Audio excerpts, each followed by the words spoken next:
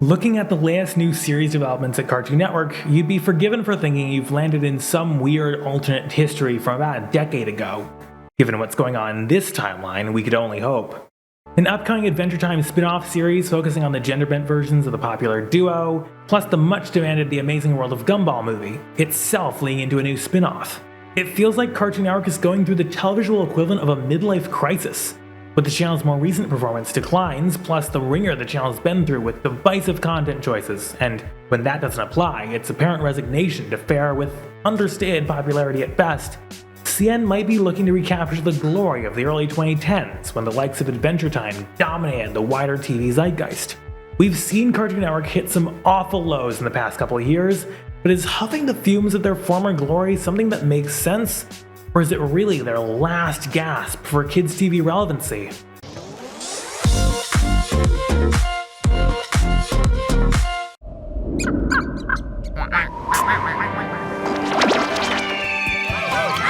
If you're of a certain age, you know this vast traveling shot well. And depending on how long you followed Adventure Time's journey from a cheerful questing episode into a dense, lore-heavy affair, you probably know things are about to go down. Fewer people are so attached to Gumball, though, due to its inescapable nature on CN's schedule over the past several years, usually playing second fiddle to Teen Titans Go, but chances are you've at least heard the basics of the mixed media hijinks ensue middle school episodic. The two shows premiered a year apart, and both are inextricable components of Cartoon Network's prevailing creative personality and existence in the early 2010s. And ultimately, throughout much of the decade, as each show would rack up several seasons and well over 200 episodes each before concluding with neatly wrapped 8-year runs on CN. For a brief moment in the front half of the 10s, Adventure Time was just as powerful a franchise for Cartoon Network as SpongeBob was for Nick, or Phineas and Ferb for Disney Channel and the then still nascent Disney XD. Not only was it wildly popular with audiences, but the channel was making plenty off of merchandising and other off-screen tie-in opportunities that made continuing the show very lucrative for CN. The Amazing World of Gumball staked its claim as the first major product from what was then Cartoon Network Development Studios Europe, the burgeoning European production arm of the network. The antics of the Warson kids in the town of Elmore at large grew to become one of the subtlest, yet most prominent faces of European kids TV in the US. Though admittedly their stateside ties give them an atypical head start. While the show is practically the beloved face of the network in some territories, Gumball has a more checkered reputation in the US, mainly given its overexposure on the channel's lineup, though the ire has not risen to the same extent as its partner in that crime, Teen Titans Go, and for the bitter taste left in the mouths of fans by its abrupt series finale, which left many threads of the long wire hanging.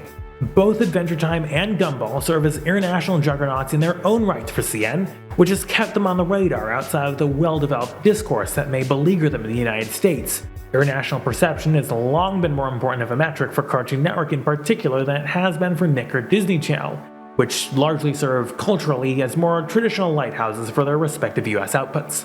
As I've illustrated time and time again in recent years, Cartoon Network US is in trouble. Faced with sinking ratings, unpopular scheduling, and a slate of series that seems to just keep missing the mark, the channel is in dangerous risk of becoming reduced to irrelevancy in the years to come. Under that backdrop, the network's been radically shifting its strategy over the past year, bringing in former executives from top-performing Nickelodeon to spearhead a swath of new series and broader demographic aims. Among the flurry of new fare announced for this year and next includes 2 upcoming spin-offs. The first is a spin-off of Adventure Time featuring Fiona and Cake, the popular gender-bent versions of the main show's lead characters. The new show leans into the story-driven bent of the later part of the parent show's run, with this spin-off presently being plotted as a mini-series aimed at young adult audiences, spanning 10 half-hour episodes. We're promised a multiverse-hopping journey of self-discovery, per Deadline's initial reporting, also involving Simon Petrikov, the once and apparently here former Ice King that several other late episodes of Adventure Time humanized, and a new antagonist bent on erasing the girls from existence. Looking at the premise, it looks like Warner Media is leaning into Adventure Time's lie-nice status among modern cartoons to shill a blatant cash grab, with exposition on some of the more underexplored parts of the Land of Ooze universe serving as bait to justify attention from the modern crop of lore stands that have developed in the original series' wake, thanks to the mid-decade products of CN itself, such as Steven Universe, as well as more recent fare from Disney's stable, like Star vs. the Forces of Evil and Amphibia. I don't doubt the Gambit's success, It will almost certainly have a moment in the zeitgeist when it arrives in a year or two. It's just exactly the kind of show that we've already been fed a lot of in this age of reboots, and its money being taken away from investing in original concepts, which on principle I disapprove of in the current content climate. The other is a two-pronged continuation of The Amazing World of Gumball. A Gumball movie, something that fans have clamored for as a bid to conclude the series properly and that Kriarbin Bakale has pushed for in the past, and a Gumball spin-off series on which details are currently scant. The movie is intended to serve as both an epic conclusion for the original Gumball and as a means to establish the upcoming spin-off. In the movie, a Gumball superfan discovers a lost episode which ends up opening a portal connecting their world to Gumball's. I am not making this up. This is not a fanfiction plot, that is the actual establishing premise of the movie. Upon meeting their heroes, they join forces with them to save Elmore from an unspecified nefarious threat, while inadvertently unleashing one of their very own. Even more so than the Adventure Time spin-off, the plans for continuing Gumball are particularly beguiling and gutless. It reeks to me of the kinds of money-making first, story-making later series that effectively defined kids' TV in the 1980s. It feels here like they slapped the brand on first and pretty much shrugged as to what content and story would fill the airtime they're about to make. In the announcement tweet that Cartoon Network made about it, I find it particularly egregious that they said, "You did it, fam!" As if the decision to make this wasn't made exclusively inside a C-suite boardroom in Manhattan. I feel like this calculated creation story is echoed through the concept, a wish fulfillment arc strung together with basic story tropes and vague promises of a menacing antagonist just to fulfill the bare minimum of a 3-act structure. A lot of the details have to be compressed in a synopsis, admittedly, but at my most forgiving, this is a poorly described one. The spin-off, which this movie is also meant to establish, doesn't sound too much better. Assuming the characters and premises introduced in the movie will remain important in the spin-off, it's possible we could end up with a concept featuring the new superfan character and assorted friends molding themselves into familiar roles from the parent show, like many a questionable spin-off, most recently the Casagrandes on Nick, or a situation in which this new character, and or a slate of new characters, as aforementioned, integrate into the existing Gumball world and dynamic, as seen in The Fairly OddParents Seasons 6, 9, and 10, to increasingly appalling creative results. The other problem I have with these plans for Gumball is that, if done wrong, Gumball the movie could be so focused on establishing the coming spin-off that ultimately ends up robbing viewers of the conclusion and closure that fans have been asking for, and that this movie is meant to offer. This is pretty much what happened with Henry Danger on Nick last year, and their 4-part finale, the beginning of the end through the fate of Danger. They had been subtly introducing the new team that would comprise Danger Force, the spin-off that would launch the week after the finale, over the past several episodes prior. But the story leaned in too hard on setting up the new team's powers and personalities that there wasn't an adequate chance to say goodbye to Henry and friends who we had been following for the past 6 years. The awareness and development of the upcoming reboot meant that they somewhat rushed through the emotional work of acknowledging Henry's departure, thus the final scenes with him didn't carry the weight they should have. The Gumball movie is at serious risk of this, so I think they need to place more priority on concluding the main series instead of setting up the spin-off. There's time for reintroductions in the starting exposition of the series. The movie doesn't have such a luxury. I'm not necessarily asking them to decide between their stated aims here, just to tread carefully.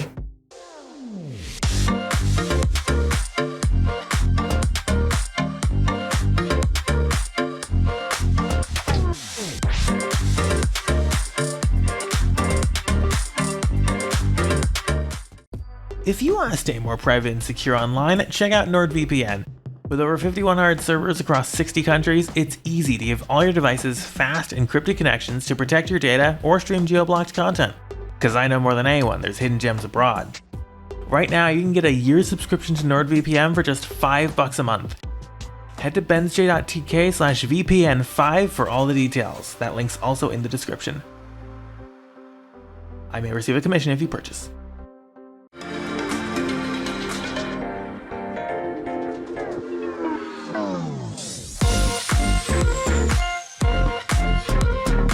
One of the troubles plaguing both of these reboots is that we haven't even had the time to form nostalgia around them yet.